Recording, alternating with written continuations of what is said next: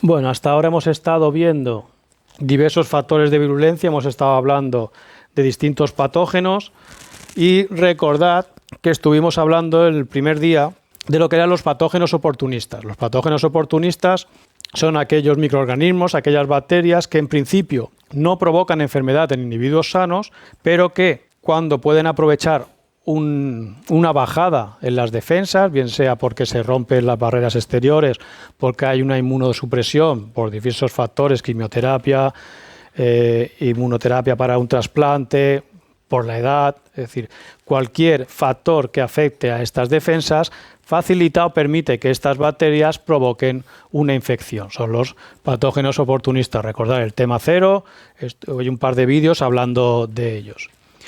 Vamos a empezar hablando a modo de ejemplo, hay un montón, pero evidentemente vamos a coger los más representativos y poner ejemplos de los gram positivos y los gram negativos. Una característica común de los oportunistas gram positivos es que la mayoría de ellos son comensales normales de la microbiota. Si os acordáis, cuando hablamos del microbioma humano, la mayoría estaba enriquecido sobre todo en bacterias gram positivas y el problema aparecía muchas veces que cuando bajaban las gram positivas aparecían las gram negativas provocando problemas. A modo general, luego ya depende de las distintas partes del cuerpo, pero esto era como un estándar para entendernos. Además, otra de las características de estos oportunistas es que normalmente suelen estar en grandes cantidades justo en la zona de entrada o de donde se va a producir la brecha en las defensas. Una brecha puede ser física, claro, uno piensa que te haces un corte en la piel, muy fácil, pero también puede ser una brecha en las mucosas porque hay una defensa. Digo, cualquier cosa que es una bajada de defensas puede ser una brecha para poder permitir penetrar algo que antes estaba controlado. Muchos de ellos, al final, si no se detiene la infección, tienden a ir al torrente circulatorio y provocar sepsis. Por lo tanto, las infecciones de los oportunistas, aunque parece que patogénicamente no están tan preparados, pero las infecciones que provocan suelen ser muchas veces peores que las de los buenos patógenos. Y de hecho, en el primer mundo, podríamos decir que la mayoría hay más muertes por infecciones oportunistas que por infecciones por patógenos profesionales a día de hoy. Muchos de ellos se caracterizan porque presentan una elevada resistencia a antibióticos, con lo cual dificulta el tratamiento. Además, su distribución va a variar en la distinta población. Es decir, hay algunos que están siempre presentes en todas las personas, mientras que hay unos que, si bien son comensales, no siempre están presentes, ni están en todas las personas. ¿Vale? Esto va variando. Y otra cosa que varía bastante en este tipo de patógenos es que normalmente las especies bacterianas tienen como subgrupos, subespecies o grupos diferentes, que esto es lo que va a hacer que algunos de ellos tengan la capacidad de provocar las enfermedades. Esto va relacionado con una serie de factores de virulencia, evidentemente, y curiosamente en el 20% del genoma, que sería el genoma accesorio, supongo que sabéis que tenemos el core genoma, el genoma central, que es el que está presente, el que representa la especie, que está en todos los miembros, y luego tenemos el genoma accesorio, en este caso, normalmente alrededor de un 20%, y en conjunto el pangenoma. Esto seguro que lo han explicado varias veces. Pues bien, es en este genoma accesorio donde nos encontramos elementos móviles y los genes que van a codificar por los factores de virulencia. Y esto es lo que hace que algunas cepas o subespecies o algunos miembros de la especie sean capaces de provocar la enfermedad y otros no. Y muchas veces vamos a ver que en ocasiones tenemos distintos patotipos, podríamos decir. Es decir, que hay algunos que provocan un tipo de enfermedades y otras porque están expresando distintos factores de virulencia. ¿Cuáles vamos a ver? Pues los 4 magníficos, los 4 que vamos a ver, no son los únicos ni muchísimo menos, pero bueno, desde luego son representativos. Son Staphylococcus aureus, Staphylococcus epidermidis, Streptococcus pneumoniae y Clostridium difficile. Esto ya los habéis visto en los vídeos de tema inicial y vamos a empezar con Staphylococcus aureus. Staphylococcus aureus, lo habéis visto, tiene su nombre porque tiene un color dorado en un medio de cultivo. Se caracteriza o se diferencia del resto en que es coagulasa positivo, ya la veremos que es un factor de virulencia bastante importante. Y si bien es comensal, se está presente en la piel y en las fosas nasales, está bastante controlado sobre todo por Staphylococcus epidermidis. y otros. De hecho, cuando hablábamos del microbioma vimos una serie de mecanismos de control para que Staphylococcus aureus no se expandiera en exceso. También aguanta en el ambiente bastante y es una vía de transmisión, también a través de, digamos, algunos objetos, sobre todo a nivel hospitalario, que es un problema muy importante. Las infecciones a nivel hospitalario se transmite a través de la ropa de los médicos, las batas, los guantes, etcétera, etcétera. ¿Vale? Además del propio médico. 1/3 de la población humana más o menos está colonizada por Staphylococcus aureus. No quiere decir que tenga síntomas, son asintomáticos. En algunas ocasiones esta colonización es temporal, entonces desaparece, pero en otras ocasiones es persistente. Entonces estos son los portadores que en caso de que lleven a cabo actividades de riesgo, podríamos decir, deben tratarse o deben tener más cuidado. De hecho, muchos de ellos, por ejemplo, si trabajan como manipuladores de alimentos y si trabajan en hospitales que pueden transmitir al Staphylococcus aureus, en ocasiones lo que son tratados con un antibiótico que lo elimina, unas cremas antibióticas que lo elimina, por ejemplo, las fosas nasales. Es un problema muy importante a nivel hospitalario. ¿Vale? Siempre se habla del MRSA, veis que aquí he quitado lo de MRSA, al principio ponía MRSA. Sí que es verdad que la mayoría cada vez más son MRSA, son Methicillin Resistant Staphylococcus aureus. Pero vamos a hablar aquí en general de todos los estáfilos y vamos a ver claramente dos tipos de situaciones. La más problemática a nivel de hospitalario es uno de los agentes más frecuentemente provocadores de infecciones nosocomiales y ya os digo además asociados a resistencia. Por lo tanto, los grupos de riesgo van a ser sobre todo las personas que están en el hospital, sobre todo si están mucho tiempo en las UCIs, gente que va a diálisis, todo lo que sea catéteres y también punciones y todo esto son factores de riesgo, mientras que en la comunidad, que se apreció más tarde, pues afecta más sobre todo a personas que están en contacto entre ellas, pues están en los colegios, están en residencias, soldados, algunas etnias se ha visto que, pues por lo que sea, se transmite más, los atletas porque están en contacto, es decir, vamos a ver que esta de aquí es más asociado a personas más jóvenes, sobre todo niños, mientras que normalmente las del hospital están más asociados a personas mayores. Hay un factor de virulencia que es la toxina PVL, el Pantone Valentine leucocidina, que se ha visto que es muy común en las adquiridas en la comunidad, pero que es rara en el hospital. Por lo tanto, ya estamos viendo que hay unas diferencias entre estos patógenos a la hora de provocar las infecciones. En los dos casos aparecen resistencias, sobre todo a la meticilina, el MRSA, también puede ser un MRSA, HA-MRSA adquirido en el hospital, CA-MRSA adquirido en la comunidad. ¿De acuerdo? Lo digo porque lo veréis en los libros por muchos sitios. Hay diferencia en cuanto a los genes de resistencia. Son similares, esto es Staphylococcus chromosoman cassette, ¿vale? El gen MEC, que hay unos cuantos, que va a conferir la resistencia y que codifica para una PVP alternativa. Visteis las PVPs en el último seminario, pues estas son de los grupos 1, 2 y 3 y estas del grupo 4 y 5. Es decir, que aunque desarrollen resistencia, se ve que van por otra vía. El mecanismo es el mismo, evidentemente, pero evolutivamente ha debido ir por otra vía. La resistencia en el caso de las infecciones hospitalarias es muy amplia, es decir, no solamente va a ser resistente a meticilina, sino que muchas veces son multiresistentes. Entonces el problema todavía es mayor. Mientras que en la comunidad de momento está más limitado. Aparecen resistencias, pero tenemos más opciones terapéuticas. Y los síntomas pues van a depender un poco también de la vía de entrada. Fijaos, en las adquiridas por el hospital, más que síntomas sería pues igual enfermedades o causas, una cosa así. Pues tenemos sepsis, infecciones por catéteres, también hay respiratorias, ¿vale? Pero no serían de otro tipo. Mientras que las que están en la comunidad básicamente son infecciones de la piel y tejidos blandos. También hay neumonías. Y neumonías, a veces cuando ocurren las neumonías en la comunidad son más grandes, incluso necrotizantes en algunos casos, ¿vale? Pero aquí ya os digo que son tipo de infecciones de la piel, por lo tanto hay mucho contacto, transmisión de tipo de contacto en la comunidad. Bien, aquí tenéis, no están todas, pero el armamento, parte del armamento que tiene Staphylococcus aureus, uno de los factores de virulencia que son las toxinas. Tiene otros factores de virulencia, obviamente. Muchas de ellas ya las hemos visto. Entonces las he puesto aquí a modo de resumen. Supongo que os acordáis de los famosos superantígenos. Ya hablábamos de la toxina del síndrome del shock tóxico, el de los tampones. Pero Staphylococcus aureus, además de este superantígeno, también sintetiza otros superantígenos, enterotoxinas, que son las responsables de las intoxicaciones alimentarias. Y son intoxicaciones y no infecciones porque es la toxina. De hecho, muchas veces lo que te tragas es la toxina, no llega ni el estáfilo, igual está muerto, y por eso provoca los síntomas muy rápido, en horas, porque la toxina ya está formada y ya está lista para actuar. Estas enterotoxinas actúan una vez que están en el estómago sobre el nervio vago, que es el que actúa a nivel del centro del vómito y provoca estos vómitos tan explosivos y bastante dolor abdominal. En 24-48 horas normalmente te recuperas, pero su mecanismo sería tipo superantígeno. Luego tenemos una serie de toxinas que se llaman esfoliantes, que van a ser las que nos van a dar las enfermedades de la piel que os he dicho, que afectaban a la piel y a los tejidos blancos. Estos son esfoliantes porque muchas son proteasas.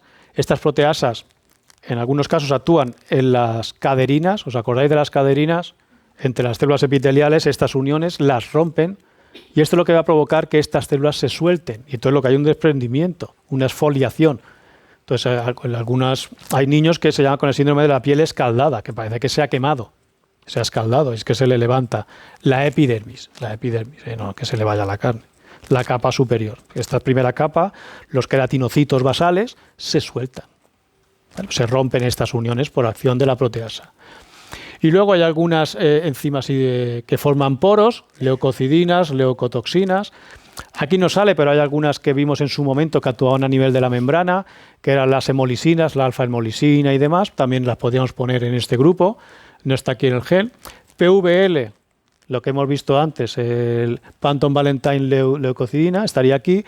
Esos genes LUX, que estamos viendo aquí, también codifican para canales. Y faltarían HILA, si os suena de algunas diapositivas, que codificaban para la hemolisina alfa.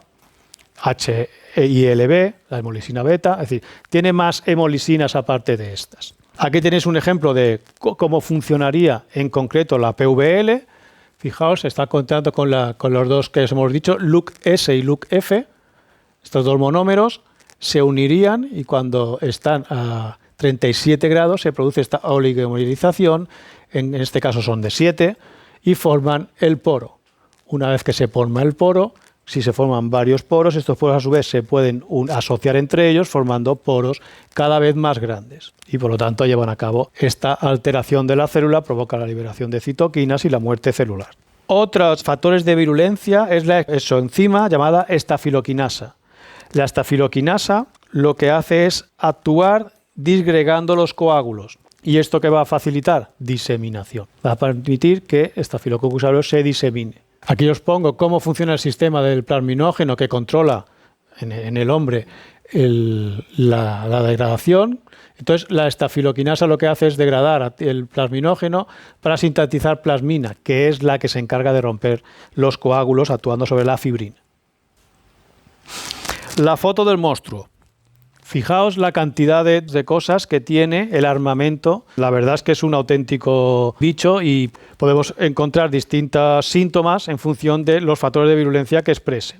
Estará pequeñito, no lo debéis ver, pero bueno, por aquí arriba tenemos esto que veis aquí, eran las moléculas de superficie de microorganismos que reconocen moléculas de la matriz extracelular con adhesión, básicamente. Esto que eran las adhesinas afimbriales. ¿Os acordáis?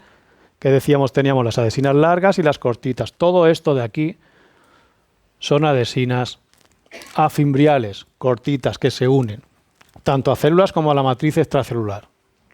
Y le van a permitir adherirse y luego ya más adelante diseminarse. Más cosas importantes. La coagulasa, que luego veremos que le va a permitir formar agregados. Staphylococcus aureus puede formar accesos, forma agregados. Veremos ahora, y lo que le hace es le permite formar una estructura que sea difícilmente atacable por el sistema inmunitario. ¿Qué más tenemos? La típica pared celular del peptidoglicano con los ácidos lipoteicoicos anclados a la membrana y los ácidos teicoicos en el peptidoglicano directamente. Las PBPs y la síntesis de beta-lactamasas para evitar la acción de los beta-lactámicos sobre las PBP. Además, tiene este factor de agregación que también le va a ayudar a lo que decimos, a agregarse. ¿Qué sucede cuando hay una herida? Cuando hay una herida, Staphylococcus aureus puede penetrar y empieza a liberar una serie de sustancias que tenéis aquí. ¿Veis esto que pone MAMS? Las MAMS son PAMS. Lo que la primera PEM es de patógeno, han puesto microorganismo, microbiano, pero es lo mismo, son PAMs. ¿De acuerdo? Pero en este caso, fijaos que son solubles. Y lo que van a hacer es actuar sobre los receptores de PAMs, en este caso el TLR2 de este neutrófilo, y va a provocar una primera activación de la inflamación, la liberación de citoquinas, etcétera, etcétera. Además de esto, va a liberar otra serie de componentes que van a modificar el comportamiento de los neutrófilos y la quimiotaxia. Sabéis que cuando hay una inflamación hay una quimiotaxia y llamamos al ejército que venga. Pues esto lo que hace es alterar esta quimiotaxia y hace que los neutrófilos se muevan como Staphylococcus aureus quiere, que ahora veremos que es recubriéndolo. El siguiente paso, fijaos, es la formación de un absceso.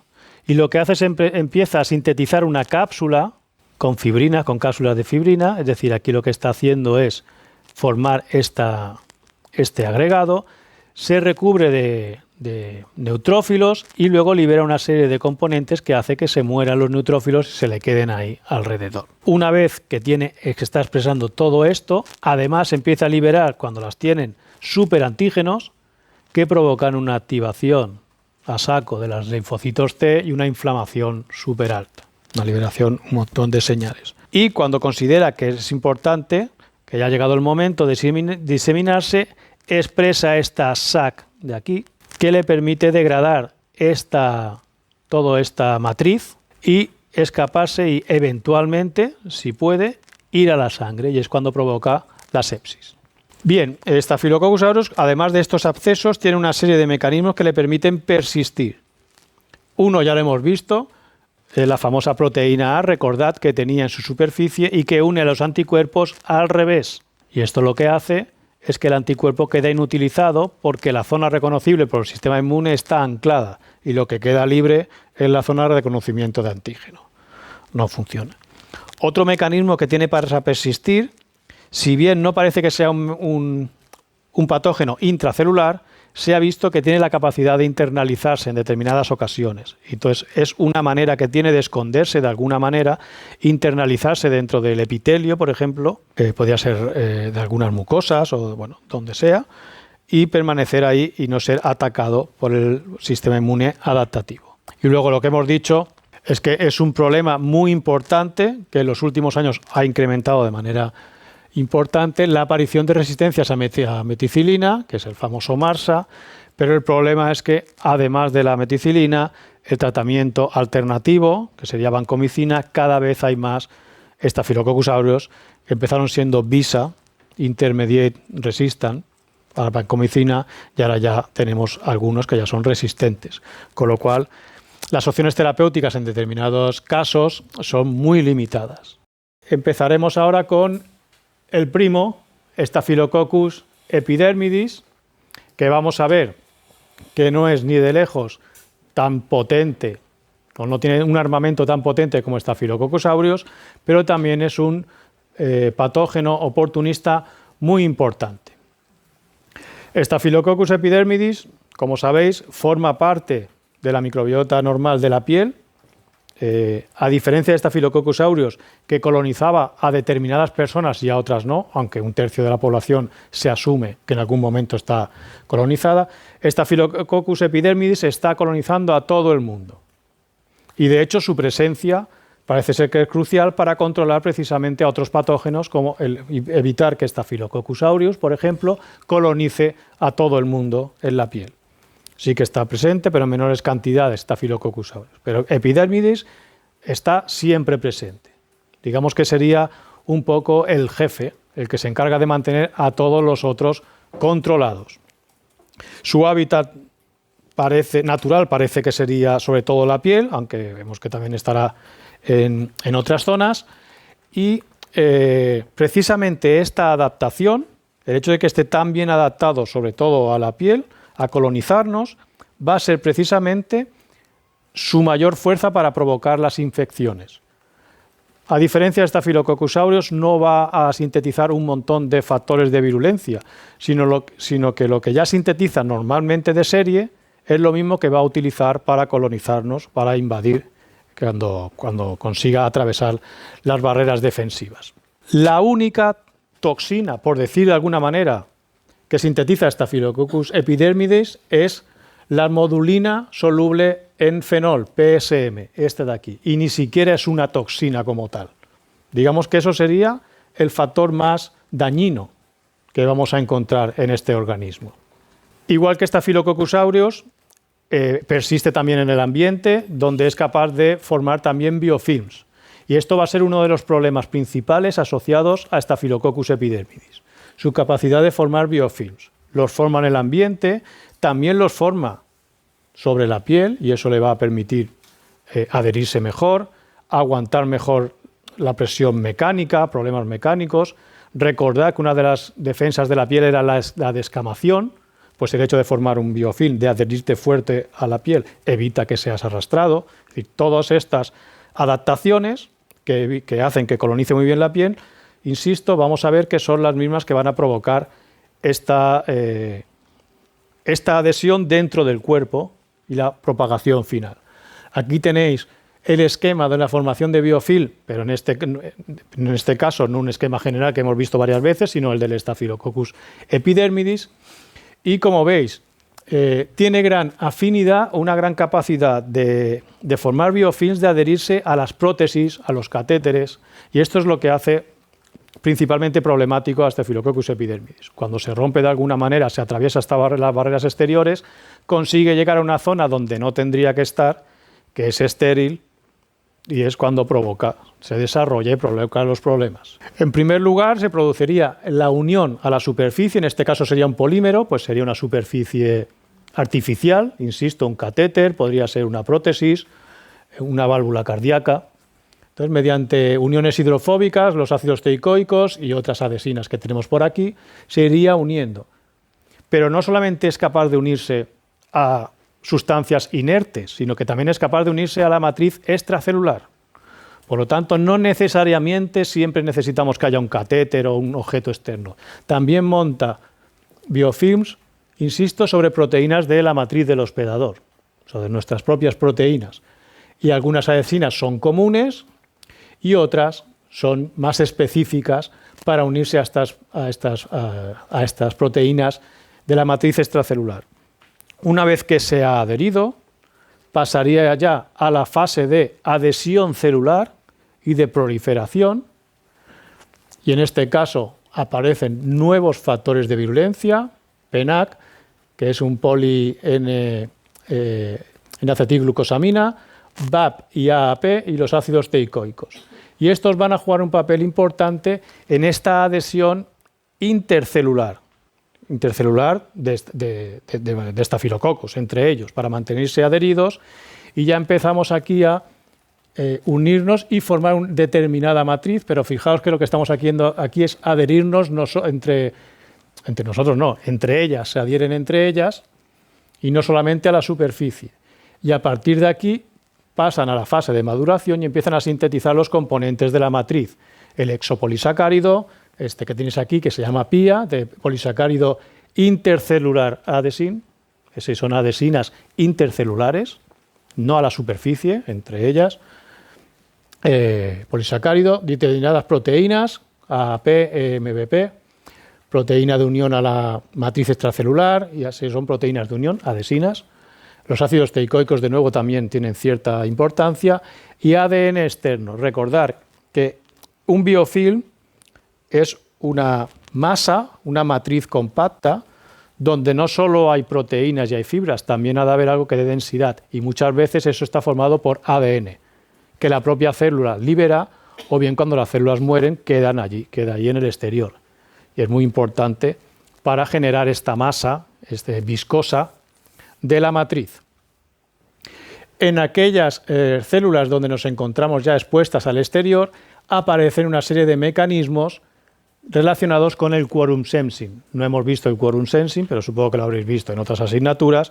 Básicamente es el sistema que permite, entre otras cosas, captar información del medio y hablar entre ellas las células normalmente de la misma especie y darse cuenta de que han llegado a un punto crítico, a una condición determinada donde hay que arrancar una respuesta.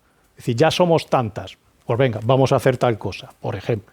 Ese es el quorum sensing. Y también sirve para inhibir a otras bacterias, evidentemente, ¿vale? Entonces, estas de aquí van hablando entre ellas y se van preparando para pasar a la siguiente fase. Esta fase de maduración del biofilm es la más problemática porque aquí están cubiertas, están protegidas, dificultan el tratamiento antibiótico, pero dificultan también la acción del sistema inmune. Entonces aquí tenéis todos los factores inmunológicos que podrían actuar sobre ellas y que ven su acción inhibida o bloqueada por el biofilm. La opsonización por anticuerpos, la fagocitosis por leucocitos, no llegan a los PAMs de la superficie, el anticuerpo no reconoce los antígenos del estáfilo porque están escondidos. Lo mismo pasa con el complemento, no se deposita sobre la superficie y por lo tanto no va a eliminar a la bacteria. Y los péptidos antimicrobianos, que juegan una función muy importante en la inmunidad innata, tampoco alcanzan. Luego veremos que frente a los péptidos antimicrobianos, Staphylococcus epidermidis está especialmente preparado. Es decir, que no les tose para nada. Bien, tenemos este biofilm y en el caso de que no se elimine, pues eventualmente puede empezar a liberarse Staphylococcus epidermidis del biofilm y pasar lamentablemente, sobre todo, a la sangre, donde ya la liamos y tenemos una buena bacteriemia, una buena sepsis, por esa liberación, por ejemplo, desde el catéter o desde la prótesis. En este caso, los factores de virulencia tenemos de nuevo la modulina soluble en fenol, PSM, y proteasas y nucleasas para romper la matriz. Aquí montamos la matriz, aquí la desmontamos. Como os he comentado antes, los factores de virulencia que utiliza para colonizarnos son los mismos que los que utiliza para la patogénesis. La resistencia mecánica debido a la presencia de biofilms, ahí tenéis las proteínas AAP y BHP a modo de ejemplo que salían en la diapositiva anterior. La evasión de la acción de los péptidos antimicrobianos es multifactorial. Fijaos, el PENA que hemos visto antes que se utilizaba para el biofilm es un polisacárido. El polisacárido también sirve de protección. Este es el poliglutámico. También sirve, hace una pseudocápsula, no es una verdadera cápsula bien formada, pero sirve como protección también. Entonces, fijaos, aquí pone inmunevasión y resistencia a los péptidos cuando estoy en la piel. Claro, si no aguanto los péptidos y la acción del SALT, acordaos, del tejido linfóide asociado a la piel, pues entonces al final me van a eliminar de una manera o de otra. Evidentemente, Staphylococcus epidermidis está preparado para todo ello. Y luego tenemos la adhesión al tejido para no ser arrastrado. SDRG era una de las adhesinas que hemos visto antes. Estos son la famosa palabrota aquella que vemos siempre, son moléculas del microorganismo que están en la superficie que se unen a moléculas de adhesión de la matriz extracelular. Adhesinas no fimbriales. Y acordaos que de esas había un montón que los metemos dentro de este cajón desastre.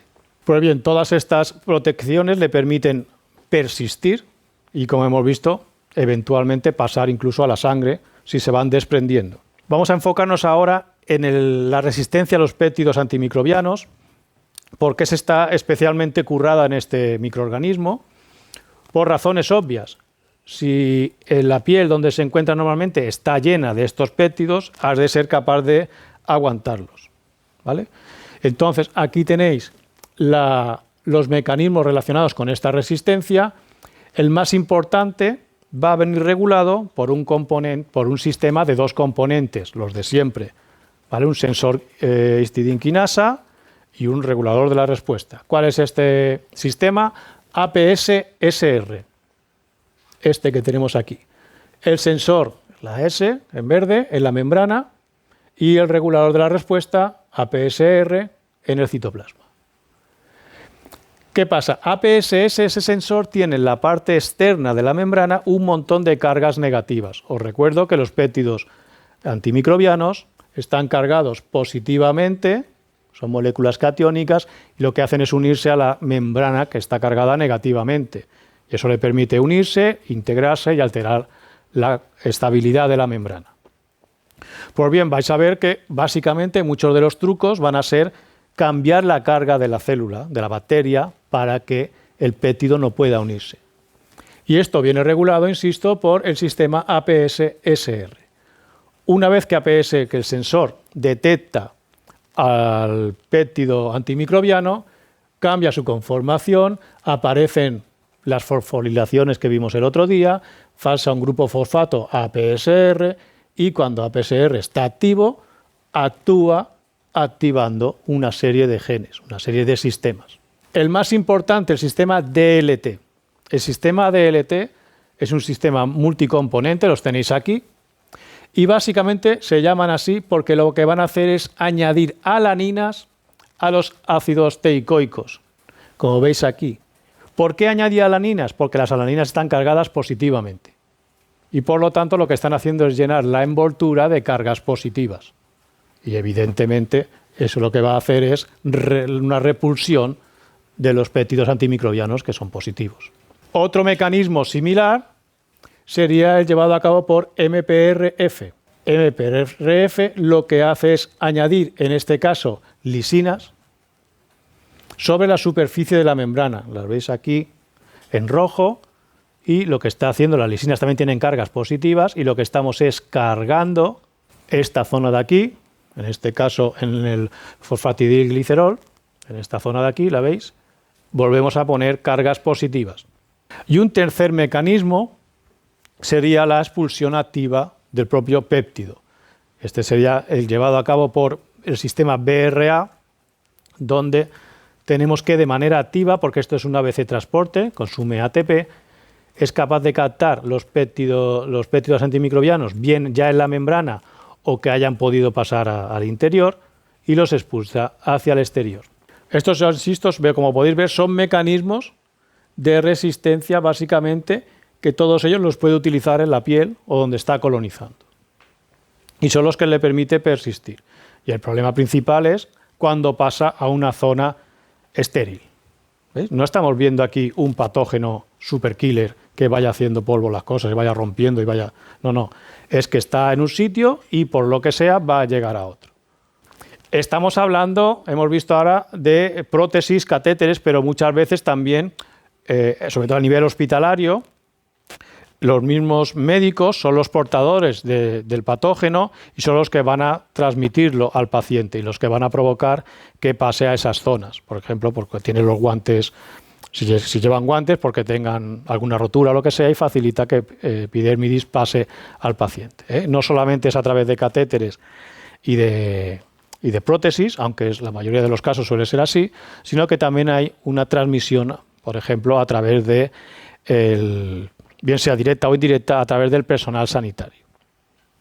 Bien, pasamos ahora a otro oportunista, que este ya sí que tiene más armamento de nuevo. Streptococcus pneumoniae es el neumococo. Y esta bacteria es realmente preocupante, es oportunista porque está presente en la microbioma humana en determinadas condiciones y va a provocar la enfermedad sobre todo cuando se desplaza a otras zonas. Hace un siglo más o menos ya se dijo que el neumococo era como la mayor causa de muerte, incluso desplazando la tuberculosis. No está tan claro que esto sea así. Lo que está claro es que el neumococo provoca una gran mortalidad y se estima que más de 1 millón de personas mueren al año en el mundo provocadas por el neumococo. Pueden enfermar distintas enfermedades, como tenéis aquí, muchas de ellas invasivas. Y una cosa importante es que muchas veces está asociada sus infecciones a procesos previos virales, a infecciones respiratorias virales, que lo que hacen es descender de alguna manera las barreras porque afecten a los cilios, porque afecten la mucosa o las defensas, y entonces es el neumococo el que termina de rematar al paciente. De hecho, en la famosa epidemia o pandemia de la gripe de 1918, la mal llamada gripe española, la mitad de los casos más o menos de muerte parece ser que fueron debidos al neumococo. Estaban infectados del virus, de la gripe, pero el causante final de la muerte parece que era el neumococo. Y el problema del neumococo básicamente es que es muy plástico. Tenemos muchos subgrupos. Recordad cuando hablábamos de oportunistas gram positivos, decíamos, normalmente dentro de una especie, de un patógeno, tenemos subespecies o subgrupos distintos con distintas características.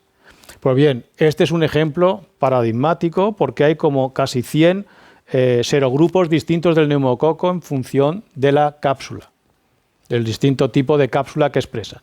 Son cápsulas polisacarídicas y se ha visto que hay como alrededor de 100. La última vez que vi ponía 98, pero igual se han descubierto más. Un centenar de serogrupos. Pero no solamente se diferencian en el tipo de cápsula, en el serotipo de cápsula, sino que se ha visto que esto también está asociado a diferencias en los genomas, que puede ser hasta un 10% distinto entre serogrupo y serogrupo. El neumococo es muy plástico. Os recuerdo que era naturalmente transformante, era capaz de coger ADN libre. Entonces esto les permite mucho intercambio y esta gran variabilidad. Normalmente, ya os digo, puede provocar infecciones muy graves, de gran mortalidad, pero independientemente de las infecciones que provoque, el paso crítico fundamental siempre es una colonización previa. Entonces vamos a tener que el neumococo va a colonizar normalmente la mucosa nasofaríngea, donde se va a adherir, y una vez que esté aquí, pues ya vamos a ver cómo se va a ir desarrollando, y si no se controla, puede provocar las infecciones invasivas, básicamente las neumonías, bacteriemia y meningitis. En el caso de los niños, puede provocar enfermedades menos graves, como la otitis media. El neumococo afecta sobre todo a niños pequeños de menos de 5 años o a personas mayores de 70 años. Evidentemente, por defensas bajas, es un oportunista. Y el principal tratamiento frente al neumococo, o la prevención, es la vacunación. Como os he dicho, la cantidad de serotipos distintos es muy amplia. Y la vacuna que se utilizaba era una vacuna 23 valente, es decir, tenía los antígenos de 23 serogrupos distintos. Eran antígenos capsulares y al ser polisacarídicos no son muy buenos activadores. Era segura, quiere decir que no era tóxica, pero la respuesta no era muy buena. A lo mejor generaba una respuesta en el 60% de los casos y no muy potente. Y en los niños no se podía dar porque los niños no tienen una respuesta independiente de las células T. Recordad, cuando hablábamos del sistema inmune adaptativo, que estos antígenos repetidos, los polisacáridos, podían provocar la activación de las células B independiente de las células T. Este es el tipo de activación. Pues bien, los niños, al no funcionar bien esta activación por células T, porque todavía no está formado el sistema inmune al completo, pues entonces no generaban una buena respuesta. ¿Cuál ha sido el truco? Que lo que hemos hecho es estos antígenos capsulares, que son polisacarídicos, los hemos unido a un carrier proteico, antígenos peptídicos, y se ha visto que esto mejora mucho la respuesta. De manera que las nuevas vacunas, aquí tenéis un ejemplo, ya no es la cápsula solamente, sino que es el antígeno capsular unido a unos péptidos, lo cual genera una respuesta ya sí que asociada a los linfocitos T. Las primeras vacunas que se introdujo de este estilo se llaman PCVs, de vacunas que están acopladas, digamos, del neumococo, contenían los 7 serogrupos más importantes, más aislados en clínica. Como podéis ver en rojo, tenemos la respuesta de los casos, mejor dicho, de enfermedad de infecciones por el neumococo en los niños menores de 5 años, después de su introducción. Fijaos, una bajada de aproximadamente el 80% de casos, o sea, no de muertes, de casos, por el neumococo, en gran parte debido a la vacunación y en gran parte luego ya la inmunidad de rebaño por aquellos niños que no hayan recibido, pero como esto se transmitía sobre todo pues en colegios, en guarderías y demás, pues entonces esto hace una contención muy importante. Esto, como siempre, tenemos la acción-reacción. Nosotros ponemos una acción para cargarnos a la mayoría de los neumococos, pues evidentemente si nosotros controlamos a estos 7 serogrupos, pues van a aparecer otros nuevos. Y a lo largo de los años luego empezó a haber otro pico de infecciones por neumococo en niños, pero causados por otros serogrupos.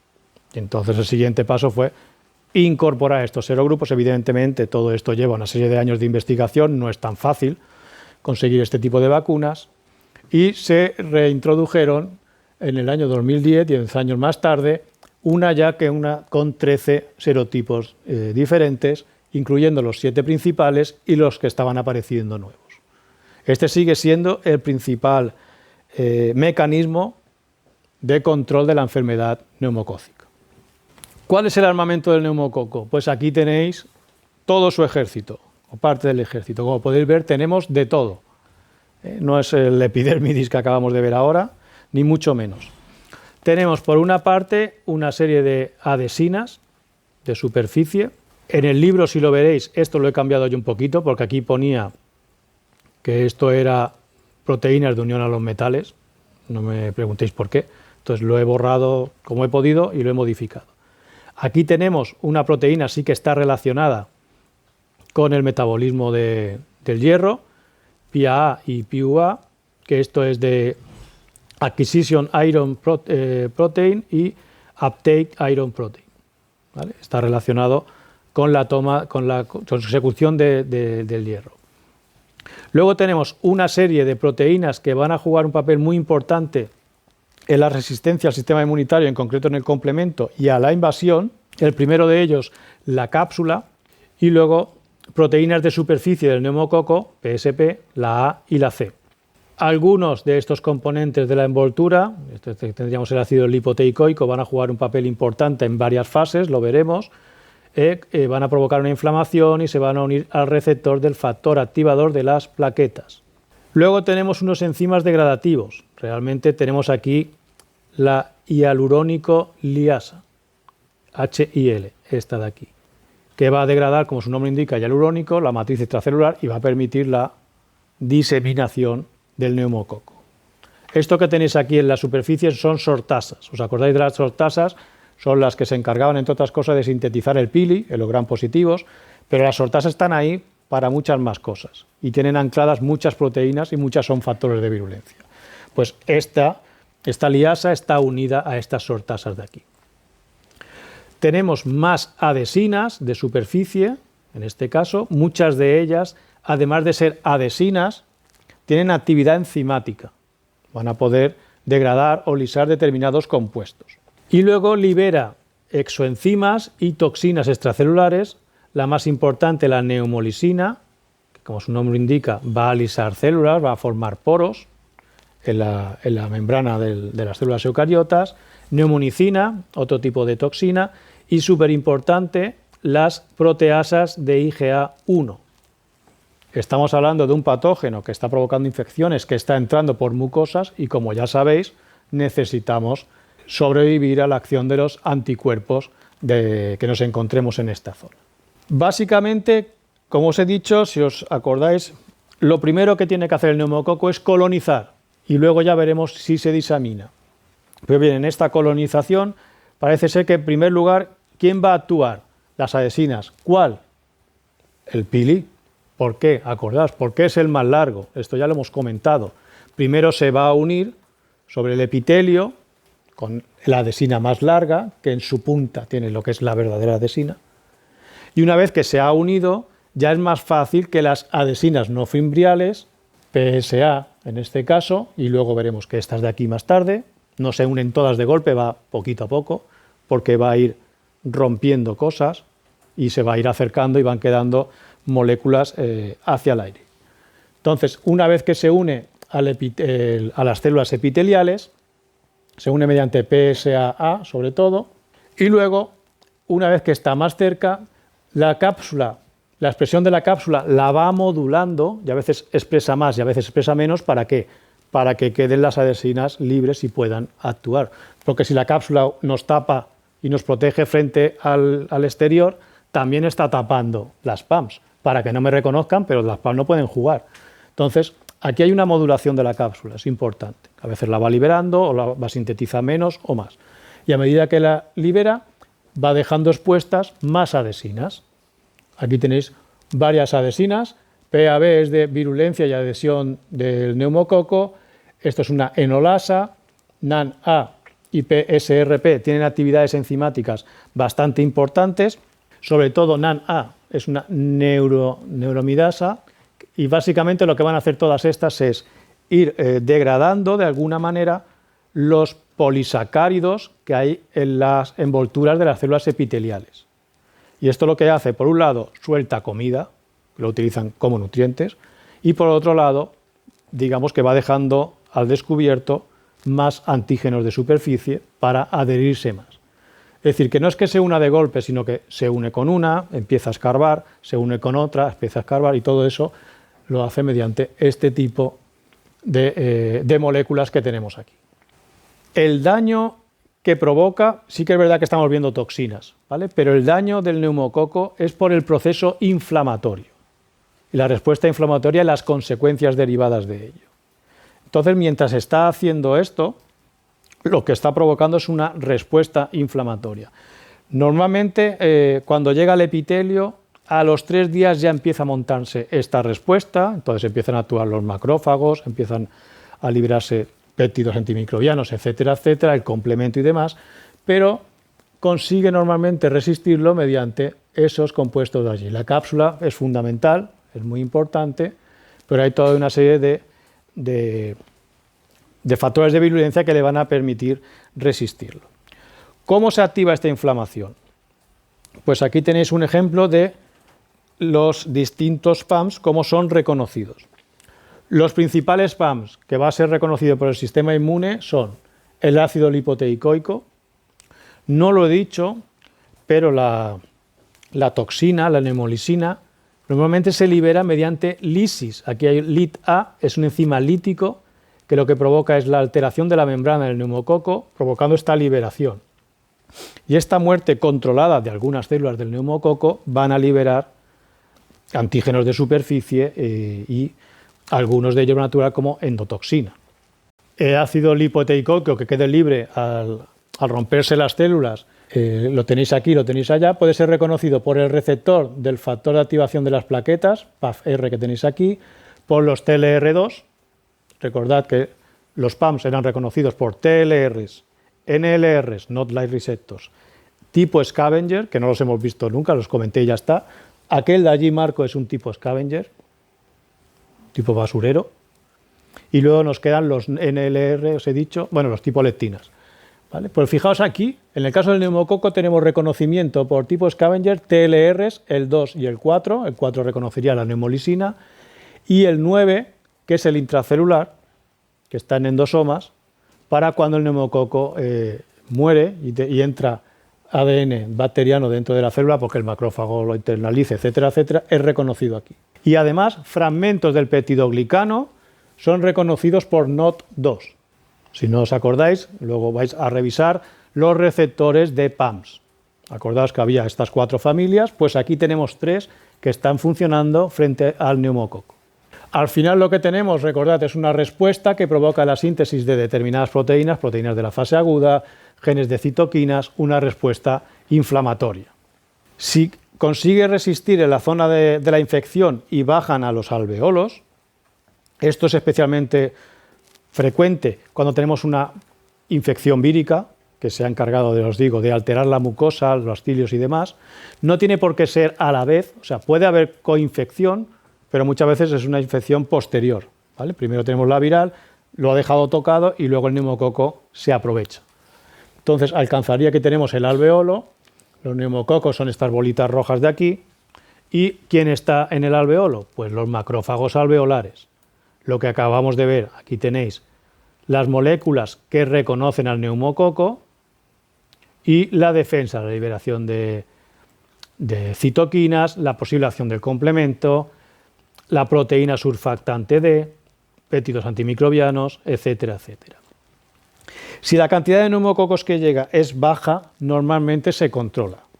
Si son muchos y este sistema no es capaz de controlarlo, entonces ya aparece, como siempre, la segunda línea, que serían los neutrófilos, que tenéis aquí arriba puesto. ¿De acuerdo? Con todas las quimiotinas, el complemento del complemento que actúa como señal, C5A, etcétera, etcétera. Entonces, como siempre, los neutrófilos atraviesan, se extravasan. Esta extravasación es uno de los problemas principales y de las causas principales de las neumonías. La neumonía que provoca el neumococo y otras, al final lo que hay es una acumulación de líquido, aparte del daño tisular que hay aquí por la inflamación en sí, que afecta la respiración. Luego a veces cuando decimos tiene líquido en los pulmones, es que hay una extravasación y lo que decimos muchas veces es que extravasamos la sangre hacia el lugar de la infección, como lo hagamos dentro del alveolo, lo estamos encharcando. ¿no? Entonces, esta salida está provocando un encharcamiento. Entonces, el problema de las neumonías, cuando esto ocurre en exceso, por una respuesta excesiva. Necesaria, pero bueno, excesiva. Son los síntomas que vemos. Además, se ha visto que el neumococo aprovecha estos huecos de por donde sale el neutrófilo para salirse él a la sangre. Es decir, lo que decíamos cuando hablamos de la inflamación, que a veces había una coagulación localizada para evitar que el patógeno pase a la sangre, neumococo puede aprovechar esta puerta y se ha visto que puede pasar directamente a la sangre. Tiene más vías para pasar a la sangre, pero esta es una de ellas. Si no conseguimos controlarlo, aquí tenéis el siguiente paso en el panel B. El neumococo pasa a la sangre, o bien por el hueco que ha dejado el neutrófilo, por esta misma puerta que acabo de decir, o uniéndose a determinadas proteínas del epitelio y internalizándose y pasándose al otro lado. Una de estas moléculas, lo hemos visto antes, el receptor del factor de activación de las plaquetas. Otra, CD14, que no lo he comentado, pero también estaba en la diapositiva anterior, ahí tenéis en lila. Y otra más que tenéis que conocer, este de aquí. ¿Os suena? PIGR. Y se os dijo que PIGR es poly-IG receptor. A ver quién ha estudiado. ¿Dónde estaba el poly-IG receptor? El poly-IG receptor era el receptor donde se unían las IgAs, se internalizaban y se llevaban un cachito al otro lado. Es decir, las IgAs se sintetizan en el malt, porque estamos en una mucosa, ¿vale? Y esas IgAs secretoras se unían y pasaban a la capa de mucina. ¿Qué hace el neumococo? Se une ahí y se sube al carro y lo utiliza como sistema de transporte y pasa al otro lado. Ya os digo, esos tres sistemas se ha visto que actúan y le permiten de alguna manera pasar a la sangre. Y aquí pues ya se va a encontrar pues lo de siempre, la proteína de la fase aguda, eventualmente inmunoglobulinas y toda una serie de sistemas que si la pueden controlar bien, y si no, pues tenemos lo que hemos dicho, una bacteriemia, si no la detienes y pasa a las meninges, una meningitis, es decir, enfermedades invasivas muy graves. Y por último, vamos a ver el último ejemplo, Clostridium difficile. Podríamos decir que este sí que es un oportunista de libro, porque no tiene, fijaos la cantidad de armamento que acabamos de ver en el neumococo y no os digo en el aureus, pero este está más controladito. Vamos a ver que realmente es el típico de que le han dejado hueco y entonces se ha puesto a crecer y provoca la enfermedad. Sí que sintetiza toxinas, pero no una gran cantidad de toxinas. Ya lo hemos comentado en varias ocasiones, el problema de Clostridium difficile forma parte a veces del microbioma intestinal y lo que pasa es que está en pequeñas cantidades y siempre está controlado por la microflora acompañante. No quiere decir que todos tengamos al Clostridium difficile en el intestino, de hecho hay un 5% de la población que lo tiene, pero que si lo tenemos normalmente podemos ser portadores y ser asintomáticos, que no den problemas por esto, porque está controlado. El problema viene cuando tenemos un tratamiento antibiótico, que es lo que estamos aquí reflejando. En rojo tenemos la línea de lo que sería la microbiota normal, cuando hacemos el tratamiento antibiótico, ¡pum!, el bajón importante, y la línea azul es el riesgo de una infección por Clostridium difficile. Entonces, cuando tenemos esta bajada, como Clostridium difficile normalmente aguanta más los antibióticos, no quiere decir que sea resistente, pero muchas veces aguanta más, persiste más este efecto. Entonces, durante toda esta ventana de aquí es cuando tenemos mayor riesgo de que Clostridium difficile prolifere y sintetice los factores de virulencia. Una vez que se elimina el antibiótico, pues entonces la microbiota empieza idealmente a estabilizarse de nuevo y desciende el riesgo. Fijaos que está cortado. Esto no es tan cortito, es decir, este tiempo en el cual se recupera la microbiota es bastante largo. Entonces, digamos que el tiempo de posibilidad de infecciones por Clostridium difficile es bastante prolongado después del tratamiento. Clostridium difficile es gram positivo, evidentemente, pero es anaerobio. Entonces, esto podría decir, es difícil que pase de una persona a otra porque se va a morir, pero tiene la capacidad de esporular. y eso le hace prácticamente indestructible.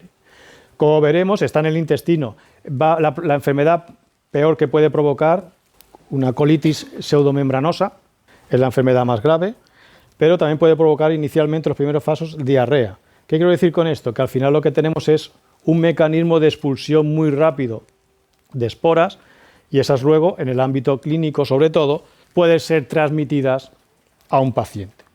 Entonces, uno de los principales problemas de las infecciones por Clostridium difficile es el ámbito hospitalario. Cuando entras en contacto con Clostridium difficile te pueden pasar tres cosas. Aquí tenemos un paciente que va al hospital y está en contacto.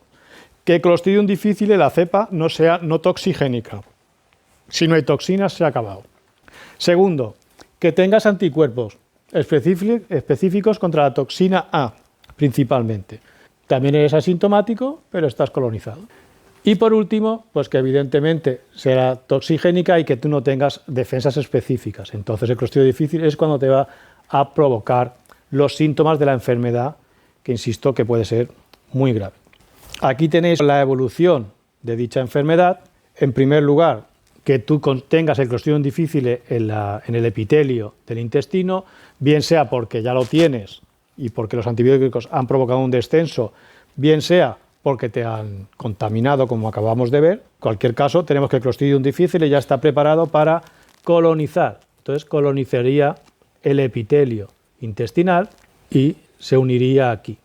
Una vez que está colonizado, fase 1, la fase 2 ya es la fase de producción de las toxinas. Tiene 3 toxinas, la A, la B y una nueva que se ha descubierto recientemente, que es CDT.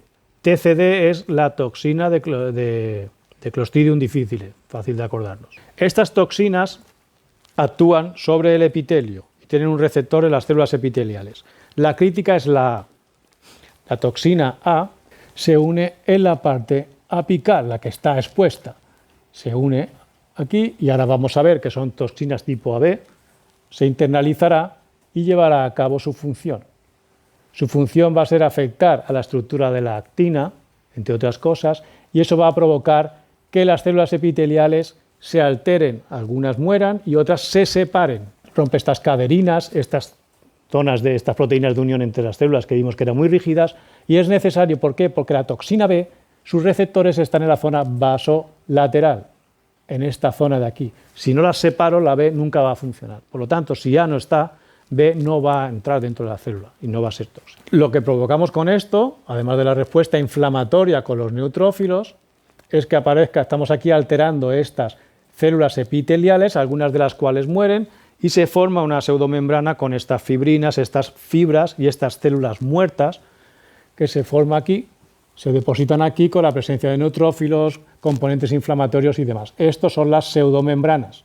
Inicialmente se forman en puntos puntuales donde está el Clostridium, pero luego pueden llegar a juntarse formando una lámina.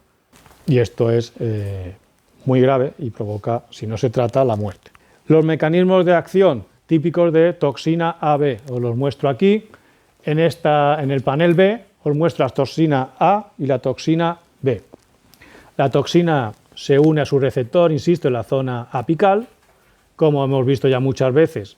Se internaliza dentro del endosoma, se acidifica, cambio conformacional de la parte B y liberación de la parte A, que es la parte tóxica, que tiene acción de glucosiltransferasa. Lo hemos visto. La mayoría de las veces la acción era glucosiltransferasa, le endosaba una UDP ribosa a la diana. ¿Quién es la diana? Los RO-GTPasas. Lo hemos visto en uno de los ejemplos que vimos cuando hablamos de las toxinas AB, salían estos enzimas. Entre otras cosas, van a afectar a la polimerización de la actina. Entonces van a provocar alteraciones en la estructura de la célula. Y esto es lo que, como hemos visto antes, provoca o bien la muerte o bien el acceso lateral de la otra toxina. Aquí tenemos la toxina B, que se une a otros receptores, está puesto arriba, pero insisto, importante, está en la zona vasolateral, pero es de la misma célula, y su acción es la misma. Es decir, tiene la misma diana y ejercen la misma función. Y la tercera, que se ha descubierto más tarde, la toxina CDT que tenéis aquí, también es una tipo AB y por un mecanismo distinto también va a afectar a la polimerización de la actina. De esto también vimos ejemplos. Esto provoca la emisión de pseudópodos que lo que van a hacer es facilitar la adhesión de la bacteria. ¿Vale? Entonces, ir proliferando. Muchas veces el problema de Clostridium difficile es el tratamiento. Fijaos que aparece por tratamiento antibiótico, con lo cual muchas veces es muy difícil pararlo. Hoy en día, como ya se conoce, y en cuanto están las toxinas presentes, se forma la pseudomembrana muy rápido, hay que actuar de manera radical. Entonces, cuando hay una persona que presenta características o los primeros síntomas de que va a tener una pseudomembrana, hay indicadores, marcadores moleculares, inmediatamente, o que tiene presencia de Clostridium difficile y está siendo tratado con antibióticos, enseguida se le hacen unas pruebas de si podemos detectar ya las toxinas. Si se presentan las toxinas, entonces inmediatamente se cambia el tratamiento y se utiliza la vancomicina o otros de último, porque eso sí que funcionan de momento contra el Clostridium difficile. ¿Vale? Los otros antibióticos hemos visto que no, porque permiten que prolifere. Entonces, en el ámbito hospitalario, sí que se ha visto que ya está más controlada. Entonces ya no muere tanta gente por esto, porque, como ya lo sabemos, enseguida se busca marcadores que nos permitan detectar la enfermedad a tiempo y tratarla antes. Muchas veces provoca infecciones recurrentes. Tú eliminas el peligro, pero no se elimina el Clostridium, te queda bien porque es porula, por lo que sea. Y entonces el tratamiento al final, como ya os comenté en su día, es el trasplante fecal.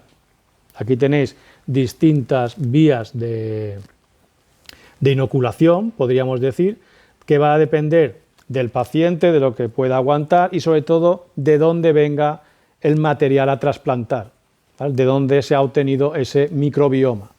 Entonces, fijaos aquí que tenemos distintas maneras, desde introducción laparoscópica por colonoscopia, por una endoscopia, por distintas zonas, pero puede estar en cápsulas o en píldoras directamente que te la tragues y que puedan pasar después al sistema digestivo. ¿Vale? Tubos nasogástricos, endoscopias, etcétera, etcétera. ¿Vale? Este es un tratamiento, evidentemente, ya os dije en su día que no era tan sencillo como coger la muestra de heces y ponerla, sino que se suele coger de los pacientes, de familiares que estén sanos, se hacen análisis muy exhaustivos y no siempre se puede hacer el trasplante. Pero bueno, aquí tenéis distintas vías de introducción para el tratamiento de Clostridium difficile. ¿Vale? Pues hasta aquí los oportunistas gram positivos, que serán oportunistas, pero como podéis ver, pueden ser bastante fastidiosos.